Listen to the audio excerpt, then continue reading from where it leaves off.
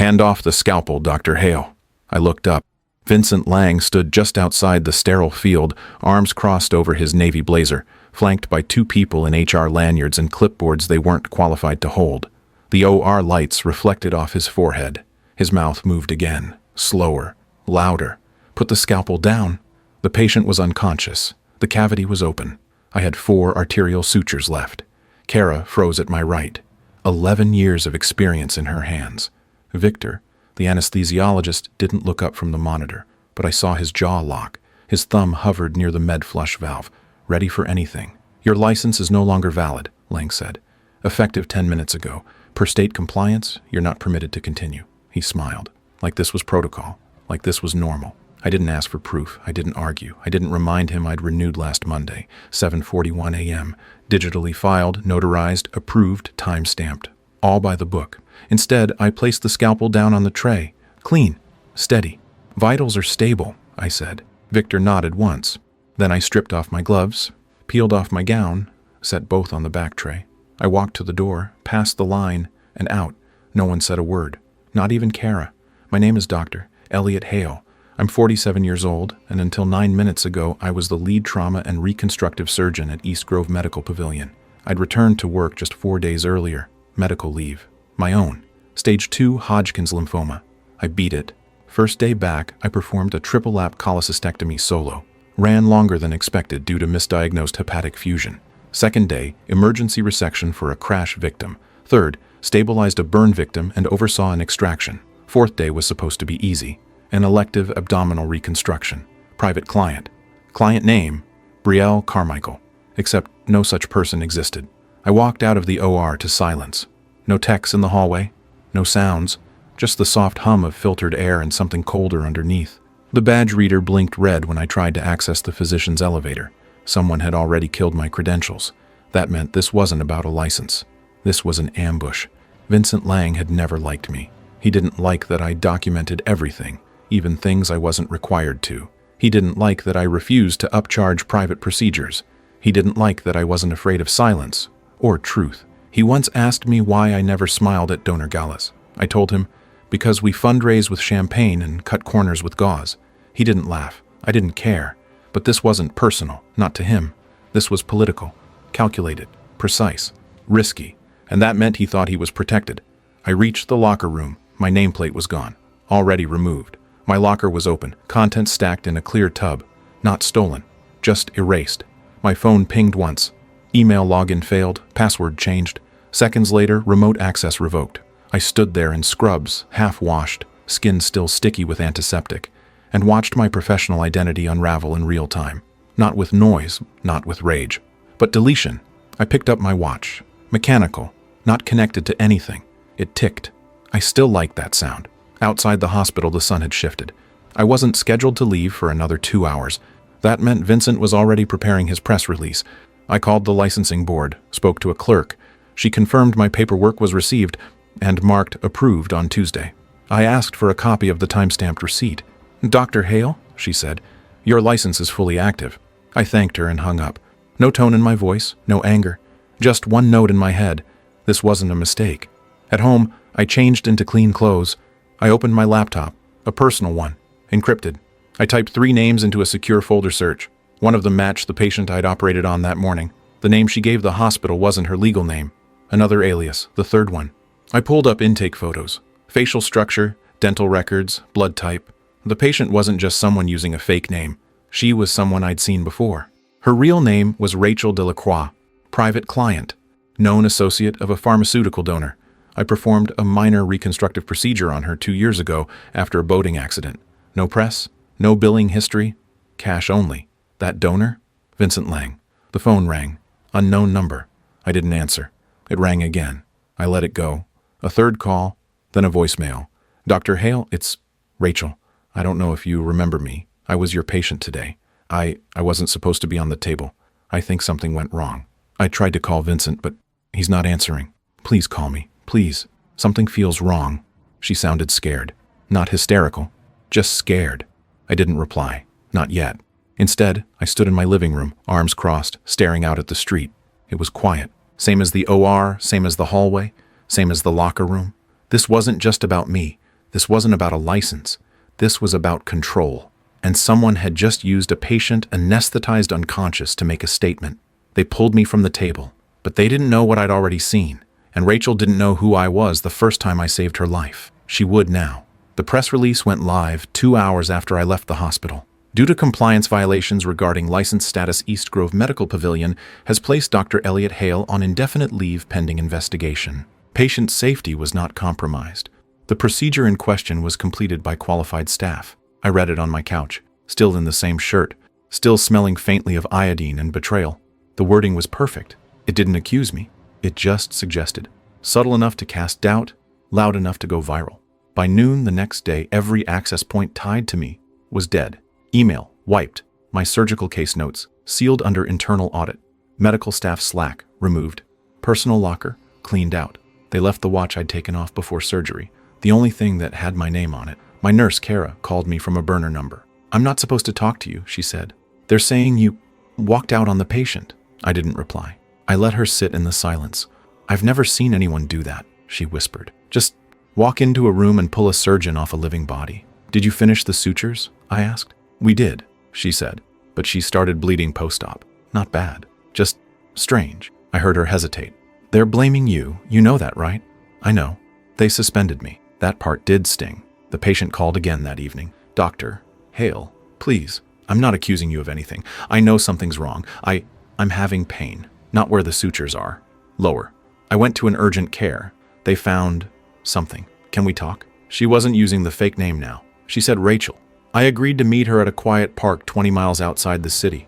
Neutral ground, no phones, no recordings, just two people and the weight of what was done. She looked pale, wrapped in a scarf, sunglasses, even though it was cloudy. "He won't call me back," she said. "Vincent, I don't know what I was to him, but he stopped answering." I said nothing. "I think I'm pregnant," she said. "They found a heartbeat." I didn't flinch. She leaned in. "I didn't even know. If you'd kept operating, if they hadn't pulled you out, I might have lost it, right?" I let her sit with the silence. Then I asked one question. "Did Vincent know you were pregnant?" She blinked once, then turned pale. That same night, I received a call from my daughter. "Dad, what the hell is going on?" She was calling from Italy. Her voice carried more fire than mine ever had. "I just got a news alert. Something about a license suspension. Are you okay?" "I'm fine." "Is it true?" "No." "Then fight it." I didn't answer. I just listened. Because if you don't, you're telling them they can do it again, to someone else. That was the night I opened the files. 18 months of administrative revisions. 18 surgical cases where post-op reports had been edited after submission. All tagged with Vincent's login. All tied to one name, mine. Some were small. Note adjustments. Some were massive. One altered the timing of a critical patient hemorrhage, which cost the patient his life. That one got settled quietly. I'd never seen the final paperwork. Now I knew why. Vincent wasn't just playing politics. He'd been erasing me long before the OR 3 days later. Kara texted me from a new number. They locked my credentials. I'm done. She didn't ask for help. Didn't say goodbye. Just confirmed what I already knew. This wasn't about me. It was about control. I called Victor, the anesthesiologist, the day after. He didn't pick up. He sent one message. Still employed. But for how long? One sentence. That was all he could risk. I didn't blame him. By the end of the week, I'd received 3 voicemails from Rachel. Her voice got shakier each time. "I'm not safe," she said on the last one. I think I was supposed to be quiet, but I'm not going to be. I'm filing something. I've got a lawyer now." She paused before hanging up. "And, Dr. Hale, thank you for putting the scalpel down. I don't think anyone else would have." I opened my encrypted drive. There was a folder Vincent didn't know existed. Inside, time-stamped, or logs, internal communications, non-network backups of every patient file I'd touched in the last 4 years, and a copy of a consent form, signed under the name Brielle Carmichael. Same signature as a wire transfer slip I'd once seen in a different context. A private payout to a donor's mistress. Donor name, Vincent Lang. I sat in silence. Didn't drink. Didn't pace. I simply moved files from one drive to another. In the quiet, one thought rose through the noise. He walked into my OR to make me disappear, but he forgot something about surgery. When you cut the wrong thing, the bleeding doesn't stop. The malpractice attorney I called answered on the second ring. Her name was Mara Wexley, 41 years old, 20 years in healthcare litigation, never smiled in profile photos. I trusted her immediately. "I'll need 3 things, she said, after I gave her the basics. Proof of license status at the time of surgery, Proof of interference. And one reason this wasn't just administrative incompetence. I sent her a folder. She called back 20 minutes later. I'm in. We met in a diner. Middle of nowhere. Her idea. She wore jeans and no makeup, no briefcase. Just a beat-up iPad and a legal pad full of bullet points. This wasn't a miscommunication, she said. This was an engineered removal. I nodded. Who was the patient? Alias on record, real name's Rachel Delacroix. Mara blinked. The one who just filed for protective status in civil court? I looked up. She did what? Filed a civil protection order against Vincent Lang. Cited emotional coercion and undisclosed medical risk. She's cooperating with another firm too. I nodded again. Then I handed Mara a thumb drive. What's this? She asked. Footage. The OR cam footage from the surgery. My own. Personal, mounted, unapproved, technically against protocol, but not illegal. It showed everything. Time-stamped. Procedure underway. License verified. Vincent entering the room. Interrupting mid-suture. Me complying without resistance. The audio was clean. Too clean. You can't operate. Your license is invalid, Vincent said. The pause. My silence. The blade set down. Then his voice again. We'll finish up. Just walk away, doctor. Then I left. Mara watched it 3 times. She didn't say a word. 4th time through, she hit pause. Zoomed in on the admin badge on Vincent's chest. Badge ID 3821, she said. He had no legal right to intervene in surgery. She scrolled back. Wait, back up. Play the first 10 seconds again. She adjusted the audio. Faint. Under the surgical fan. Almost hidden. A whisper, but not mine. He won't fight. He's not that kind. She paused. You didn't hear this the first time? I wasn't listening for it. She sat back, hands folded. Okay, this just became more than a lawsuit. This became malicious interference in active patient care. We filed a claim with the State Licensing and Oversight Board. Attached, my full license certification file, or footage, timeline of events, signed affidavits from Kara and Victor, historical metadata showing repeated access to patient records under Vincent's admin key after surgeries.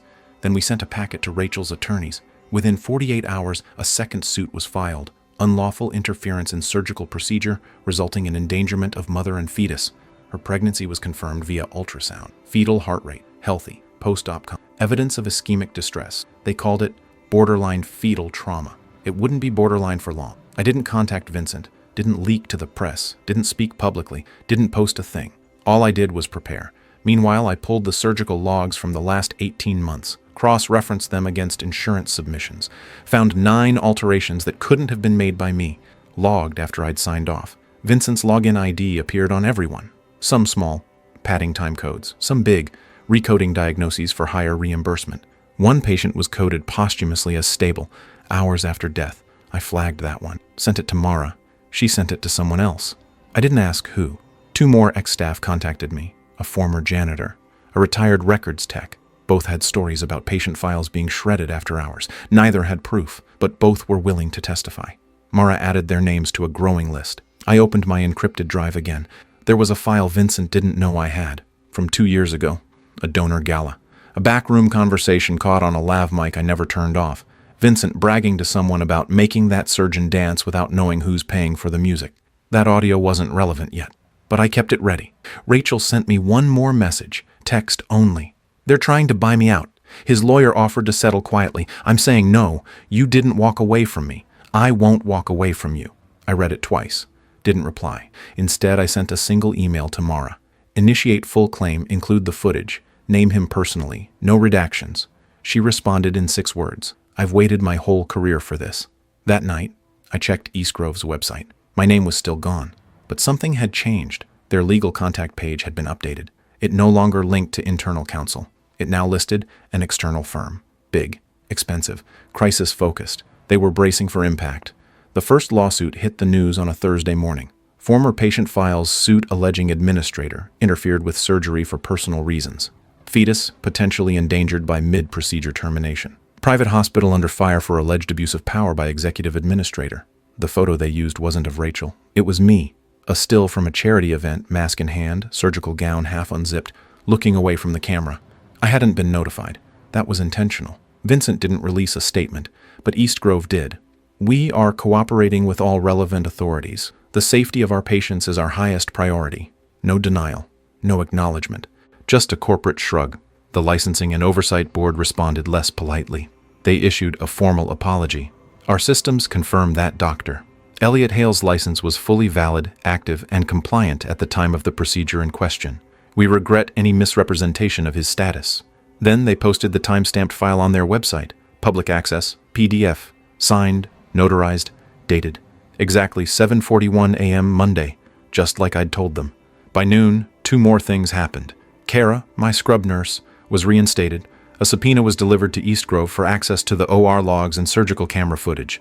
They didn't know the hospital's camera file had already been deleted, but I had mine. Mara submitted it with our complaint. Vincent called me. Once. Private number. I let it go to voicemail. Elliot, call me. We can clear this up before it gets messier than it needs to be. I didn't call back. I saved the message. Mara sent it to the press. The second lawsuit dropped 2 days later, filed by Rachel's attorney. Negligence, breach of medical trust, emotional coercion, and endangerment of unborn child. It was worded clinically, but the implications were surgical. Rachel's legal team confirmed the baby's paternity. Vincent Lang confirmed through blood panel cross-reference and secondary affidavit. There was no more denial, just silence. The hospital board scheduled a closed-door emergency session. Vincent wasn't invited. That same night, I received a copy of an email. Effective immediately, Vincent Lang is placed on administrative leave pending internal investigation. He hadn't been fired, but he was bleeding now, and everyone smelled it. I didn't celebrate. I didn't smile. I scheduled a meeting with Mara and Rachel's legal team. We weren't done. The third lawsuit was already drafted. Fraudulent misrepresentation of patient records, coercive administrative interference, intentional suppression of credential documentation, all with evidence, all with signatures. We waited to file. Let the other 2 build heat. Meanwhile, East Grove's legal team requested a settlement conference. They didn't want to fight. They wanted to cut losses, make it go away. Mara declined. We're not settling, she told them. We're setting precedent. Rachel's voice cracked the first time she appeared on camera. She didn't cry, she didn't accuse. She just said, I didn't know I was pregnant. And the man I trusted to protect me was the one who tried to erase the person who could have saved me. Then she looked straight into the lens. And he still might. The hospital CEO released a statement the next day. They praised my professionalism, apologized, expressed hope for a path forward. I ignored it. They hadn't called when I was stripped mid-surgery. They didn't ask questions when I disappeared. They hadn't spoken for me until the public did. That week, I received a letter, plain envelope, no return address. Inside was a typed sentence. They're going to try to bury it. You're not done yet. There was no signature. I showed it to Mara. She smiled. Good. That means they're scared. The anesthesiologist, Victor, reached out finally. 1 sentence, text only. I'm ready to testify. Send the paperwork. He didn't say more. He didn't need to. 1 night later, a video went viral. It wasn't ours. It was from a surgical resident who'd been in a gallery box during the procedure. A phone recording, blurry, far away. But you could hear the words. Hand off the scalpel, Dr. Hale. Your license is no longer valid. We'll finish up.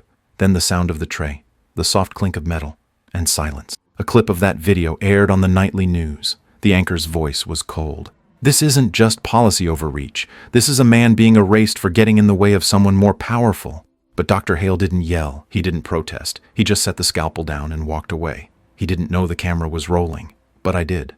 The third lawsuit was filed on a Monday. No press release, no press conference. Just a file dropped to the public docket at 8:04 a.m. Fraudulent billing, coerced documentation, and procedural manipulation by a non-medical administrator. Plaintiff, Dr. Elliot Hale. The board tried to stay quiet. They couldn't. By Tuesday, 2 more employees came forward, a records technician, a procurement assistant. Both had been asked to modify or delete entries tied to post-operative reports. Both said no. Both had been transferred to non-critical departments. One was terminated. The other filed suit the same week. Rachel appeared on national television. Hair pulled back, simple clothes, 1 hand resting on her stomach. A producer had tried to coach her. She ignored them. I don't want revenge, she said. I want protection. For women who get used and thrown away. For patients, for unborn children. And for the doctor they tried to silence. Her voice cracked once. But she didn't cry. Vincent Lang's name was scrubbed from East Grove's website on Wednesday. No title, no email, no photo. Just gone. They didn't announce it. But the internet noticed. Executive quietly removed amid ongoing scandal. The CEO of East Grove released a statement at 11:45 p.m. We thank Mr. Lang for his service and are committed to regaining public trust. It was 2 sentences long. Vincent's name didn't appear again. Mara called me on Thursday. They're offering settlement, she said. Again? this time with terms. How much? 7 figures. NDA. Permanent sealing. No admission of fault. And Rachel? They offered her the same. I paused. No. Mara smiled into the phone. I could hear it. Good. I received an email that night. Anonymous sender. No subject. 1 image attached. Vincent Lang's house. A photo taken from outside. Zoomed in on the 2nd floor. Vincent. Alone. Sitting on a bed. Looking straight ahead. I deleted the file, but not before saving it somewhere he'd never find. East Grove's largest donor pulled out on Friday. Official reason, strategic restructuring. Unofficial reason, we don't fund scandals. The dominoes kept falling. A senior partner from the hospital's law firm resigned. He cited irreconcilable ethical conflicts. The board was replaced. Interim administrators were installed. Kara was promoted to head of surgical operations. Victor, the anesthesiologist, took a leave of absence. He sent me a message. I'm not coming back. I don't want to be in a room where that happened. I didn't reply. The hospital's name was changed. Same building, same staff, new branding, new signage. East Grove Medical Pavilion became Harborview Surgical Institute. They removed the old plaques, repainted the wall that held the donor names, deleted the website archive. They were trying to make it look like it never happened.